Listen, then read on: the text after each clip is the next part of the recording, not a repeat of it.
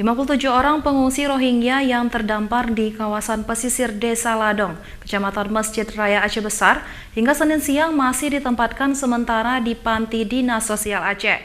Mereka akan ditampung sementara hingga menunggu keputusan dari UNHCR dan lembaga lain untuk penanganan pengungsi asing.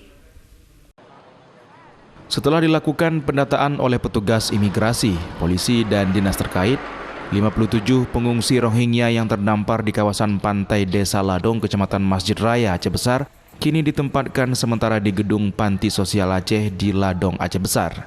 57 pengungsi Rohingya ini terdampar akibat mesin yang mereka tumpangi mengalami kerusakan.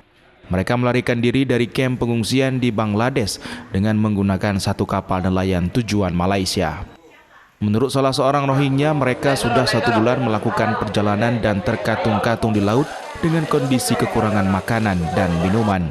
Umumnya mereka mengalami dehidrasi berat. 3 tahun baru lepas balik kampung kawan, lepas balik datang sini. Tapi saya keluar masuk Malaysia, tapi lost Injil, lepas tu lepas tu datang.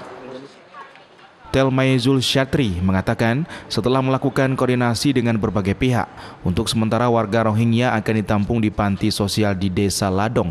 Para pengungsi juga akan dicek kesehatan termasuk swab tes COVID-19. Untuk sementara ditempatkan di dinas sosial ini sampai ada keputusan dari pusat. Berdasarkan hasil pemeriksaan sementara dari pihak imigrasi kelas 1 Banda Aceh, seluruh Rohingya yang ditampung sementara ini tidak mengantongi dokumen dan izin keimigrasian. Mereka akan ditampung di Panti Dinas Sosial Aceh di Ladong hingga ada keputusan dari pihak UNHCR dan pihak terkait lainnya. Dari Kabupaten Aceh Besar, Taufan Mustafa, iNews melaporkan.